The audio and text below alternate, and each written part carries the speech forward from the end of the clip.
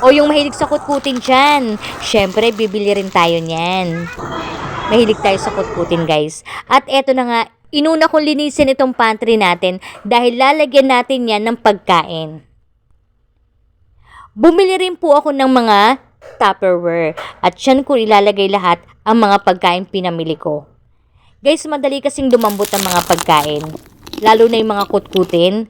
Lalo na pag na-expose yan, ang bilis lumambot. Kaya kailangan guys, naka-organize at ilalagay natin lahat yan sa lagayan para hindi lumambot ang pagkain. Guys, bumili rin po ako ng tasty pancake. At syempre, nilagay ko sa lagayan para naka-organize po lahat.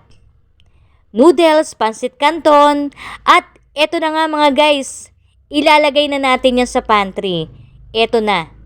Yan, nandyan lahat ng mga pagkain natin sa pantry. Dun sa pinakababa, nilagay ko yung mga toyo, suka, dilata, yan, mga gatas, munggo, magic sarap, nandyan na lahat. At syempre, binukod ko yung mga gulay. Dahil hindi ko nilagay yan sa rep, madaling lumambot kasi ang mga gulay mga guys. Madaling mabulok. Hi guys! Eto na sa wakas. Natapos din tayo sa pag-ayos ng ating pantry. Lahat guys ng pagkain na pwedeng ilagay dito sa ating pantry, na hindi pwedeng ilagay dito sa ating refrigerator, nilagay ko na. Yung mga gamit sa kusina, nilagay ko na lahat. Siyempre, nandyan lahat. Pantry po ito eh. Kaya dapat nandyan lahat ng pagkain. Ito na guys, oh. Ito yung ating pantry guys. Cute na pantry. Ito, nandyan na lahat. Yan. Okay. Ito na guys, nandito na tayo sa pantry. Yan, naka-organize na po lahat yan. Dito sa pinakababa, pinagsama-sama ko na po yung mga gamit natin sa kusina tulad ng mga ketchup, toyo, suka, mga dilata na yan, magic sarap, sugar. Dito sa ikalawa mga guys, ikalawang palapag. Yan, nandyan lahat yung mga kutkutin natin, pang dessert.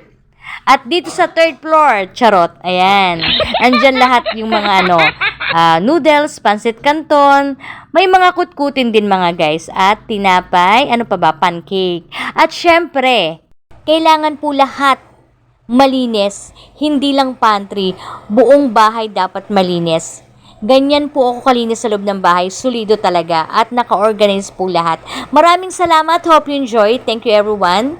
Thank you for watching. Sana may natutunan kayo today sa akin kung paano ako mag-organize dito sa ating pantry. Cute na pantry lang yan. Maraming salamat! Palike naman po at pa-heart na rin po. Maraming salamat!